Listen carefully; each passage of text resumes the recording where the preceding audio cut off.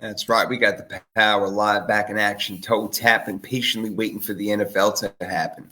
This is the Power 32 podcast with your host, Jason Fearman, aka the Sports Prophet. And this show is proudly presented by the Third and Three podcast, baby, and brought to you by Beer Drop, amongst other things, on Third and Three podcast. Great deals, Beer Drop, Meatworks, and especially Reebok. Got some sick deals going on right now. Check it out.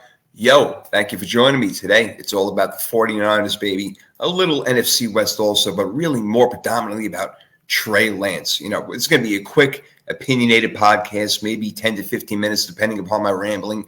So for you diehard NFL heads out there, and especially United fans, let's freaking go. Let's get it on. I got some stuff to talk about, and I would love to get your reactions after. Again, this is mostly a podcast that you guys are going to be listening to after, not really a live show right now, but I did get a few questions through Twitter. So I'm going to read them off and go through that in a bit. But I need to make things very, very clear with this comparison between Trey Lance and Jimmy Garoppolo and educate folks why the 49ers made the right move. It's really important that you guys understand why we're doing this. And there are some people who were stuck on Jimmy G. And yes, he did win. He won with a great team. And we're going to get into that. But there are people who are still stuck on Jimmy G and think that he should be, the starting quarterback. Anyway, hey, listen, that new intro that you saw, by the way, William Phillips, man, at Willie P85. You got to follow this guy. He's great. And he did the Third and Three podcast intro, which is freaking amazing. This was like a rough draft, but I wanted to show it anyway. I mean, this guy did this in like 2 seconds. Like, I love it. It's amazing. So, William Phillips, big shout out to you, bro, for putting this all together for Third and Three and for Power 32. You're doing a lot of great work, man, and I can't wait to see the final cut, bro. Can't wait to check it out. So, yeah, we're going to get into things right away. I'm going solo over here, but like I say, I got some questions from you guys, so I'm very excited to get into that, amongst other things. And again, this is 49ers action, baby. This is Power 32 podcast, but we're giving you the 49er forecast, as I will be doing all throughout the season. And I want to start with Jimmy G, and I want to start just with his stats. And look, I will be the first guy to tell you that stats do not tell the entire story. His best stat is his winning percentage, and to me, that's the best one you can have. But it can be skewed when you look at, guys like, there are extreme examples like Trent Dilfer, winning a Super Bowl when he was at an average quarterback, if you even want to go that far. Ben Roethlisberger winning his first one when he was only in his second year. He didn't really do much. And there are plenty of examples of really good teams that have won. Even the Chicago Bears. I mean, yeah, they had Walter Payton, but Jim McMahon was their quarterback. And anybody will tell you that Jim McMahon was a middle-of-the-road quarterback, certainly not a Hall of Famer. So I want to go over his stats, though, real quick and kind of juxtapose that into everything that I'm really talking about here. So Garoppolo, he gets to the Niners in 2017. So let's buzz through this. He started only 5 games, but they won all 5 of them. 7 touchdowns, 5 interceptions. So, again, doesn't tell the whole story over there. But you know what? 5-0. Okay, great. But, again, not a whole year. So in 2018, he tears his left ACL in week 3. Done for the season, and over, gone. 2019 comes around where he does have his best year as the 49ers quarterback, and they went to the Super Bowl that season, almost despite Jimmy Garoppolo being their quarterback. A lot would say that, and I'm one of them. If anything, he held us back, but you know what? Helped us get there, no doubt, and we were even close to winning it. And had he thrown it a little bit better of a pass to Emmanuel Sanders, then maybe we're talking about a Super Bowl championship and Trey Lance maybe never gets drafted. But things happen the way they did. That regular season, he had 27 touchdowns, 13 interceptions. That's good. Nothing mind-blowing like, oh, my God, this guy's amazing. This is perfect, game manager type stuff. But 27 touchdowns, no, I'm not knocking it. That's pretty good. Almost 4,000 yards. But in today's game, you feel like everybody's throwing for 4,000 yards. 4,500 yards is almost like a minimum type of thing.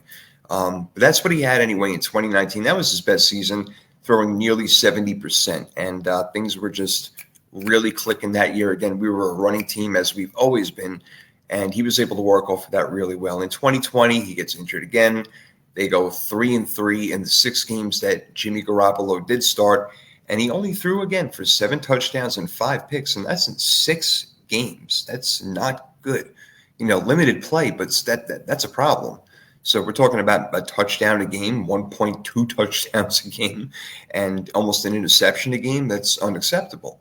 2021 comes around, and Garoppolo definitely did a little bit better.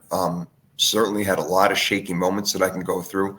But my goodness, he made a lot of mistakes in the field, guys. And all of last season, he missed wide open wide receivers. I think about that Tennessee Titan game where Kyle Juszczyk was wide open and throwing interceptions in the end zone when Debo was right there.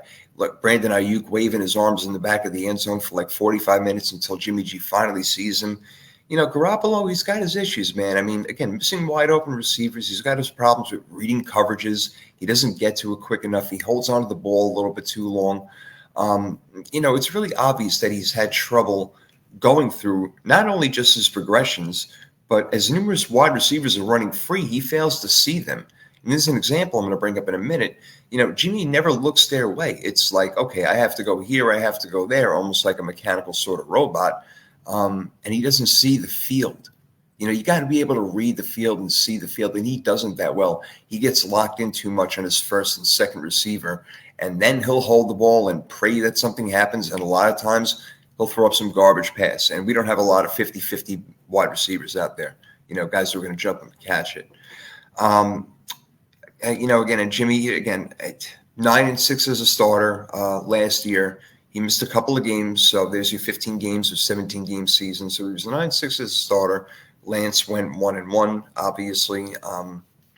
So he had that calf injury in week 4 against Seattle, and then in week 16 he gets hurt again against the Titans, the game I'm talking about, where he suffered a fracture in his thumb and then a tear in his right thumb against Tennessee, and that was obviously not a good look. That was a bad game. We did end up making it to the playoffs, of course, but that would have solidified things and maybe even a confidence booster going through, even though we did make it to the NFC Championship. But we'll talk a little bit more about that as I go through over here. It was an ugly, ugly loss for the 49ers, that game against the Titans. I'll never forget it. But last year, Garoppolo, again, to close it out with his stats, 3,800 yards, 20 touchdowns, 12 picks. Again, stats don't tell the whole story, but playing on the field tells a lot. Me just watching the game, every single snap the man has taken as a 49ers quarterback, and then some with the Patriots, obviously. Never been impressed. Never been impressed. Have I rooted for him? Absolutely out of control because he's a 49er. I'm rooting for him, obviously. But right now we got a new guy in town, and we gave up a lot to get this guy. Jimmy G's best season as a pro is an average season for a lot of quarterbacks, or maybe a little bit above average. And again, in 2019, he did pretty good. 4,000 yards, 27 touchdowns, 13 picks. That's not bad at all. That's pretty good. It's not great. It's far from being an MVP or anything like that. So I don't like when people get carried away where he's a winner, he's a winner. The team is a winner. The organization are winners. Kyle Shanahan, John Lynch, those are winners. Our defense, Eric Armstead, Javon Kinlaw, Nick Bosa, those are winners. Fred Warner, those are winners. Those are the guys who win. Trent Williams up front, Mike McGlinchey on the right-hand side. Those are winners. Deebo Samuel, winner. George Kittle, winner. Jimmy Garoppolo, basically along for the ride, and I can't emphasize it enough. And now I really want to get into and dig deep into the reason why Garoppolo's not the guy, and hopefully we do. I'm not going to sit here right now and tell you that Trey Lance is the answer at quarterback. I don't know yet, but I will tell you this. The potential that he has completely and totally outweighs by far, by absolutely leaps and bounds far, okay, than what Jimmy Garoppolo has. I want to say what's up, hey, Selmo, what's up, man? Been a long time. The Rams, the team to beat. Bro, I don't want to go there. Will the Giants offense wake up this year? Yeah, they could deviate from the Niners from a second, bro. I will go there with you, bro. It's really good to see you, Selmo, by the way. Wow. Will the Giants offense wake up? Yeah, Brian Daboll will have some things going on for them this year. It'll be a little bit different. They'll get some mixed plays in there. I think Saquon Barkley will be healthy, so that's going to help out a lot. You hope he stays healthy. As far as Daniel Jones goes, whether or not he's the quarterback, it could be Tyrod Taylor. But how much worse can they get, to be honest with you? But, also they got to keep guys healthy on offense. And I hear you saying that the Rams are the team to beat. I beg to differ, my friend. I got to tell you, as far as the LA Rams go, people think they got better. I'm not so sure. No more Von Miller and you bring in Bobby Wagner, maybe that's an even swap. You want to call it that. Some people would say Von Miller is better. But OBJ is out, who looked like he could have been the MVP of the Super Bowl last year before he got hurt, right? And now you bring in Allen Robinson, who barely caught any passes last year because Justin Fields didn't look for him. But Allen Robinson is a really good wide receiver, so I'll give credit over there. But overall, I'm really not too impressed with what they did. And if Stafford's going to keep throwing interceptions like that, I'm not really not that worried about the Rams. The 49ers handled them really well there. Mr. Brooks held them really well. They lost that NFC Championship game, but could have won it had Jaworski Tart held on to the ball. So there's no question, man. But the Rams, they'll be around. They'll be around. But Stafford's going to have to cut back on them picks if they want to be for real. And that's the NFC West right there. It's really the Niners and the Rams. I don't believe the Cardinals are a team that you have to mess around with and have to worry about because, Hopkins is going to be out for a while. Kyler Murray did get his contract, so at least that is a relief off his shoulders. Will he play better or worse? I don't really know. That remains to be seen, but they don't have much of a running game to speak about. Chase Edmonds has gone to Miami. Sean Connor, the Terminator kid, obviously he's going to be doing a lot of goal line action. How well he's going to do between the 20-yard lines, I really don't know. Marquise Brown, their top wide receiver as of now, along with Zach Ertz and Christian Kirk on to Jacksonville. I don't really see good things for Arizona and Seattle. They don't have a quarterback, and they don't really have that good of a defense, and they don't have a really good offensive line either. So that's not a team I'm really freaking out about. I think the 49ers will be in pretty decent shape, and that's what I'm trying to get to right now, is that they will be in decent shape, and it's going to take a little bit for them to get there, but they're going to get there, all right? The 49ers gave up 3 first-round picks for Trey Lance. You don't just do that like, let's take a shot on this kid. You don't do something like that. They saw plenty in him that they liked, that they wanted, and they were like, you know what? We like this kid. Let's give him the playbook. Let's see what he does. Let's see if he can pick it up. Let's see if he knows the plays, so on and so forth. They did this a couple of times before the draft, and they end up drafting Trey Lance. And he sits basically last year, except for a couple of spot starts when Garoppolo was hurt and Trey Lance came in on a couple of gimmicky plays, if you want to call them that, just to get him familiarized with the team and give him the football a little bit and let him be involved in the action. But now it is his football team. So no pressure there. But yeah, there's certainly pressure. You're the 3rd overall pick, and the 49ers are counting on you to be the next Montana, Steve Young, wherever you want to go with that. That's really hard to do. It really is. Even Alex Smith, guy did great for us, more toward the end. Oh, my God, but if we could have got Aaron Rodgers in that draft, guys, I'm never going to live that down. The 49ers picked Aaron Rodgers instead of Alex Smith. And I love you, Alex Smith. I really do. But Rodgers is one of the best quarterbacks I've ever seen. Can you imagine how many Super Bowls the 49ers would have right now? I mean, could we get real about that for a second? They'd have probably 10 Super Bowls right now. Past Pittsburgh, past Dallas, past the Patriots, past everybody. Come on. Let's take a sip of my coffee over here. So I'm going to get to these questions in a couple of minutes, but here's the thing about Trey Lance, guys, and really understand what's going on. Going back to Garoppolo for one brief second, he couldn't make these type of plays, and everybody's looking at the play from the game that was on a couple of nights ago with Green Bay, where Trey Lance connected with our rookie Danny Gray, who looks really good and really fast, and I hope that he's a part of the offense and becomes that deep threat, but that's another story for another day, and I'll get into that more on the Power 32 podcast and with my folks and my co-hosts on 3rd and 3. But that throw right there is different than what Jimmy G does. Jimmy G would probably throw it behind him, throw it closer to the sideline, or maybe not even throw the ball at all because he doesn't have that confidence or even the wherewithal to do that. Lance did it sitting tight in the pocket, standing straight up in the pocket, not deviating, not flurrying his legs, not doing it. He stood right up and he made that throw, and it was freaking beautiful. It was freaking gorgeous. Great throw. I'm not freaking out about the throw. What I'm freaking out and happy about is that we have the potential to do this every single game. That's what I'm excited about. He brings that extra dynamic, not just with his legs, but with his arm and his accuracy. Did he miss Danny Gray on a different throw earlier on the sideline? He absolutely did. He let the ball sail on him a little bit, but he's going to learn from that. Those things will happen. Brian Greasy's our new quarterback coach, and believe it or not, even though he wasn't a great quarterback and certainly not as good as his dad, Bob Greasy for the Dolphins, who went, that famous 17-0 team, excuse me. So Greasy's working really well with Trey Lance from everything I hear. I'm on the other side of the country. I wish I could be there, but I really know as much as I possibly can, and I'm hearing really great things. So Lance improving in every aspect as a quarterback, from taking in the playbook to reading and reacting on the field. And yes, he's going to use his legs, and we want him to. Not go crazy and start running and taking off after your first or second progression. That's not the kind of quarterback he is. He's going to go through his reads. He's going to figure it out. All right. But if he needs to run and grab 5, 6, 7, 8 yards to get a first down, do it. I mean, why not? Just don't get hurt. And he did a good job the other night where he slid. And you got to pray to God that the defensive man is not going to be like, I'm going to take this freaking guy's head off anyway. You got to chill with that. So I don't want to see that in the NFL. I don't like that dirty play. But he slid. He did the right thing. He's, again, a smart kid, and I know he hasn't played a lot of football, and that's why he needs to play some preseason. Not a whole lot, but get him in there a little bit.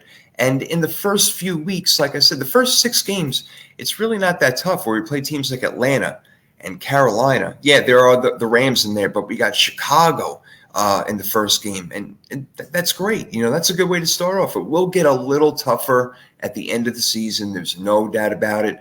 When we play like the Raiders and the Chiefs, we got Broncos, so we do have some tough games. But it'll build character going into the playoffs, and I do believe the 49ers are a playoff team, okay? I really do. I want to get more on this trans, but let me answer some of the questions that you guys are so gracious to put out. And let me just check Twitter real quick. I don't know if there's any more, but Tyler McGurk, my boy over here, he said, rank the 49ers weapons. Like basically compared to the rest of the league. So I don't have any time to go over this. So I don't have time to go over anything. But I'd say they rank somewhere between the Dolphins and the Rams, meaning like the Dolphins maybe have more weapons. If we're even thinking like a fantasy aspect, I think the Dolphins have a lot of weapons. The Bucs are another team like that have a whole bunch of weapons. The 49ers, yeah, they got Debo, Kittle, Ayuk, Elijah Mitchell. Maybe this kid Gray will be really good. Trey Lance, again, he can score touchdowns with his feet. So that's going to help out, like even just fantasy-wise. So we're talking about offense and the fact they still will always be able to seemingly be able to run the ball and do a pretty good job that way. Yeah, I would say they're top 10. I think they're better than the Rams. Stafford, okay, I get you. Cam Akers, I would say it's a pretty much wash with Elijah Mitchell, and it all depends who's going to stay healthy longer. That's a big part of it. But Allen Robinson and Cooper Kupp, probably better than Debo and Ayuk. Yeah, I'll give you that. But Debo is unbelievable. There's no doubt. And Allen Robinson, we'll see how many numbers or big numbers he puts up. And the Niners maybe have the edge at tight end over there. So, if I look around the league a little bit and see, where they're ranking, the Chargers, they probably have better offensive weapons. Even still, the Chiefs at this point, probably better offensive weapons. The Bills, closer than you think, because Buffalo doesn't have much of a running game to speak of. They do have a nice tight end in Dawson Knox also, and Stephon Diggs is a top 5 wide receiver. But Debo's a top 7 at worst. So it's not like we're really getting crazy over there. Trying to think of some others. Not more than the Ravens, even though Lamar Jackson is a fantasy team all by himself. Trying to think of some others. No, not the Packers anymore. Like I said, the Raiders may be in there with Waller, Jacobs, and Devontae Adams now over there. So you can kind of throw them in a little bit. And just trying to think of maybe a couple other ones that could belong. Not Arizona. Maybe the Saints, actually. That would probably be a good one. That'll make my friend, my co-host Damien, very happy. Not just really Jameis Winston. That's not it. It's more about Alvin Kamara, and if Michael Thomas is going to come back healthy, and what kind of rookie Chris Olave is going to be, and how Jarvis Landry is going to fit into the offense, things like that. So that could be an interesting one also. And Atlanta's got some good ones too. I saw Drake London, even though he got a little banged up. He looked pretty good for a while. And Kyle Pitts, it does not look like a tight end. He looks like a wide receiver, but that could be pretty good. It's just who's going to throw him the ball. How's that all going to work out? All right, so let's get back to another one real quick. What will the 49ers record be this season? Asked by Brian A. Brian A., that's all I got. Brian, I'm going with 10-7. I was thinking about 9-8, but again, I'm thinking that the Niners, the more they go along in the season, if they can start out with like a 5-3, 6-4 type record, then I can see them ending up with 10 wins, and I think they can do it. And again, I think they'll get better as the year goes on. But health is such a concern. So, that's like a cop-out to keep bringing up, something like that. So I'm not going to go with all the health concerns, Brian A. But what their record will be, I would say 10-7 most likely, which would probably make them a playoff team, especially in the NFC. So that'd be interesting. Which player will stand out? Asked Stevie Crease. Stevie Crease, what's up, man? Which player will stand out on offense and defense? Defense, I'm going to go Javon Kinlaw right away. I like Javon Kinlaw. I think that he's going to stand out. Big time year he's going to have coming back off of that injury. I think that he's going to show why we drafted him so high. I believe he was a 7th overall pick a couple of years ago. So that'd be nice on D. I'm going to pick him because Eric Armstead, I do worry a little bit, and we got Nick Bosa on the other side. So if them working together in tandem, it's going to be hard to double both of them. So I think Javon Kinlaw have a lot of batted balls this season. He did in the preseason. Drake Jackson, oh my gosh, I hope he comes back healthy. Wow. All right, so on offense, it's a little tough because we saw Elijah Mitchell bust out last year. I would think that Brandon Ayuk is coming into his own more and more the more we see him, so that's getting pretty exciting. I think we're going to have more options at wide receiver when you look at, what Danny Gray did and bringing in Ray McCloud, and of course we got Debo. So maybe that leaves Ayuk in a lot of one-on-one situations, so maybe he would be the guy. Maybe he'd be the guy. Good question. And I appreciate those right there. All right. I'll try to check my Twitter to see if there's any more, but I like those 3 questions right there. Good job. All right. So getting back to the meat of everything. So in the last 5 minutes over here, just to really drive home the point, or at least make an attempt to drive home the point why Trey Lance is the guy. The throws that Jimmy can't make, Trey can. It's really that simple. He's got a stronger arm. He can throw further, harder, and more accurate, to be honest with you. I've seen Garoppolo sail balls way too many times. Things don't look good. It gets me sick. It really does. I'm watching TV, and I just really want to throw up all over myself. I can't stand it. So I know that Trey Lance has already got a better arm and more accurate than Jimmy. Great. Because watching Jimmy throw the ball can be painful at times. It really can. Probably more painful than his shoulder. Jimmy can't extend plays with his legs. No athleticism with that kid, like whatsoever. It's ridiculous. You know what? Trey can. That adds a huge dynamic where defenses have to try to plan for, but more like panic for. And again, Lance can come and take off whenever he wants. And again, I don't think he's going to be that type of guy where he's just going to take off. But if it's open, go get it, man. Go get it. Trey can pick up extra yards with his feet, whereas Jimmy Garoppolo is a flat-out statue in the pocket. Today's NFL is evolving. It's not just a passing game. It's the quarterbacks being athletic and being able to add that run dynamic, which Trey has and Jimmy just doesn't. Jimmy doesn't. Trey adds that extra dynamic to the ground game that Kyle Shanahan loves and revolves his whole offense around. RPOs are going to look a lot different with Lance's ability as an athletic quarterback. Teams are going to have a tough time picking up the ball. The more they practice it, they'll be able to run the ball with Mitchell or Sermon or whoever's back there. They'll be able to throw the ball, Lance, or Lance can even take off. The endless possibilities in Kyle Shanahan's offense with a quarterback like Trey Lance has got to make him just get geeked up every single time he looks at his playbook and adds another 10 plays because of what Lance can do and Garoppolo cannot. Garoppolo did the best he could do, and that just simply wasn't enough with a great team surrounding him. Put a guy like Trey Lance in there and get him some experience. I'm thinking Super Bowls big time over the next 5 to 6 years can really happen, okay? I don't want to get too far ahead of myself, but, Jimmy G could not make those plays to lead his team down the field. He had a couple of nice fourth quarter comebacks. He did. I watched him. I seen him. But I've seen him screw up a lot more in the fourth quarter than make fourth quarter comebacks, okay? So I'd rather see somebody who's going to do a good job and who I have more confidence in the fourth quarter. If we're down by 4 points and need a touchdown, I'm more confident that Trey Lance can make things happen. Again, I haven't seen as much of Trey Lance. This is more based off of potential and knowing what, again, Garoppolo cannot do. This is more about what Garoppolo can't do than what Trey Lance can. Garoppolo cannot get this team over the hump, and we should be over the hump. We should be one of the best teams in the NFL, hands down. That's really the truth. Should be one of the best teams in the NFL, hands down. And because of Garoppolo, we have not been. All right? I'm sorry. It's just the truth. And most competent 49 fans will tell you that. All right? The defense is also going to benefit from this. Like going with Trey Lance, instead of winning with Garoppolo 20-17 and eking games out and freaking out and hoping that Robbie Gould is going to hit a field goal at the end of the game, instead of 20-17, we're going to win games 34-17. And the defense is going to benefit from that. It's going to be more consistent. The Niners offense is going to be more explosive because of the potential. Too many times I've seen Garoppolo go 3 and out and bum, bum, bum, bum, bum. Back comes the defense on the field right away, and they will get tired and they will get pissed. They want Trey Lance. They all do. Right now, Jimmy Garoppolo is the 4th string quarterback if you looked at the depth chart for the 49ers. That tells you everything right there. Obviously, they're trading him. So that's a done deal.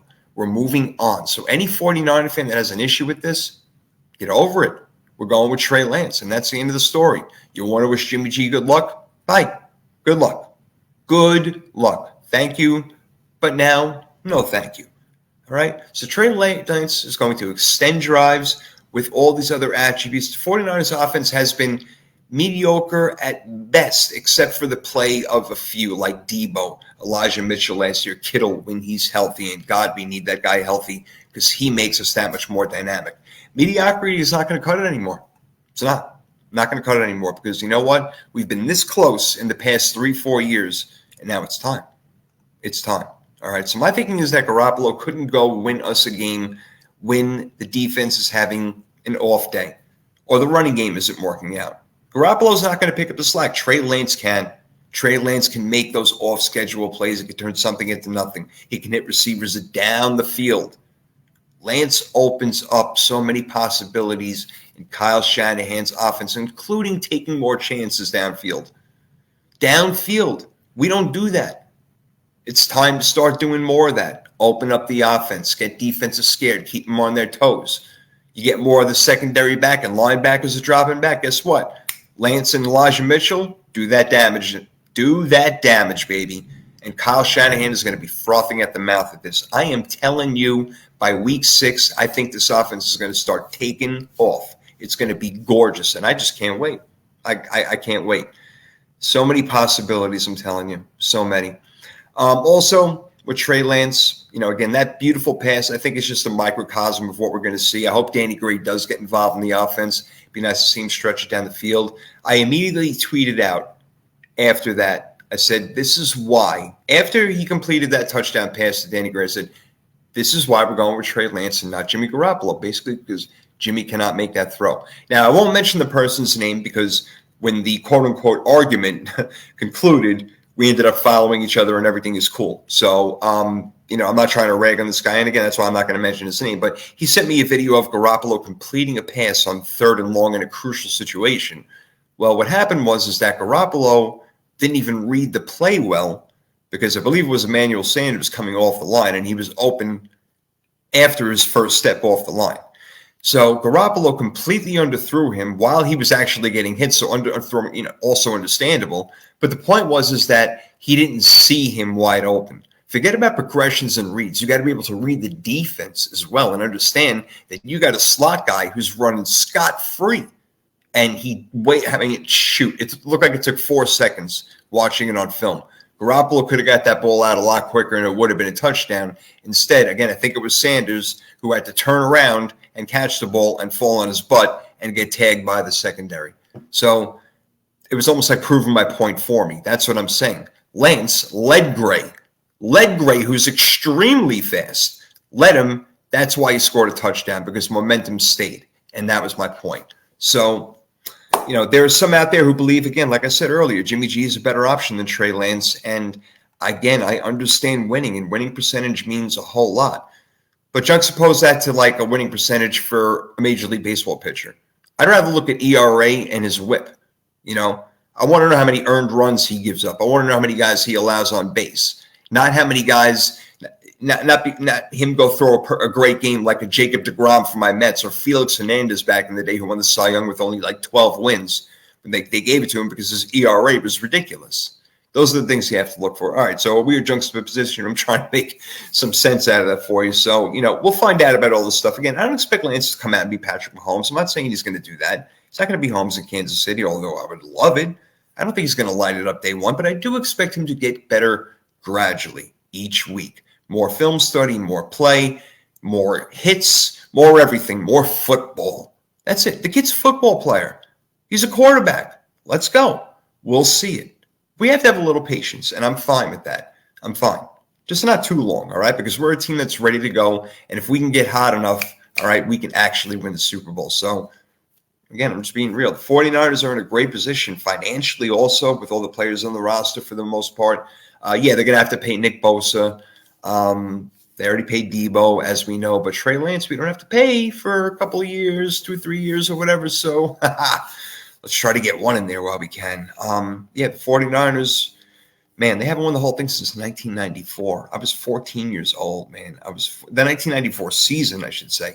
I was 14, and I've been thirsting for another championship. Kaepernick couldn't get it done, came close. Jimmy couldn't get it done, came close. Even Alex Smith, whatever. Trey Lance, let's go. He's got the tools. He's got the teammates. Let's get it done. I think it can happen. I really do. And I'm not just saying it because I'm a 49er fan. I'm happy I'm a 49er fan, but I'm being real. The bottom line to this whole thing is that Trey Lance can do the things to get us over the hump that Jimmy G simply cannot. That's the bottom line. That's all I'm saying. And I think that anybody who watches the games, and especially if you're a 49er fan, you know this to be true. All right. I want to end it there. I got a lot going on this week real quick. Tomorrow is Monday. I'm going to be doing Nick Ficcarelli's show as he comes back to the podcasting game. I also have the Power 32 podcast with Derek Havens. We're going to talk some AFC East, but especially Patriots. I have a lot of questions about Bill Belichick and how long he's going to be there and how great he really is and just a lot of stuff. It should be interesting. This guy's really big with the Pats 4th and 2, so that should be cool. We got the Root for Sport, the 3rd and 3 podcast, so many. 3rd and 3 podcast coming up on Wednesday with my partners, Nicky and Damien, and then on Thursday, we're going fantasy crazy on the Power 32 podcast as Micah Henry comes in Fantasy Central 1. All right. Yes. Verified. Accredited guy. So we're going to bring him on in. We're going to talk a lot of fantasy football and hopefully help you out with your draft, get you ready because it is time. It's coming. I got 3 myself and I plan on winning every single league, every one of them. All right. So I've shared my strategies with you. Also, if you'd like to hear the strategy, go to thirdand3podcast.com and read it, I should say, The Hitchhiker's Guide to Fantasy Football. It is my 7 rules for drafting a fantasy football team. It has worked for me. I promise it'll work for you. But one thing I can't promise is who's going to get injured. So can't hold me accountable for that. But I will tell you how to make a great draft happen and have it last throughout the season. Anyway, thanks for hanging with me. All you diehard Niner fans out there, especially, I'd love to hear back from you, your thoughts on Trey Lance, what I said, what he can do, what Jimmy Garoppolo can't do, or do you think the other way? Love to hear it. All right. I'll see you guys tomorrow. Peace.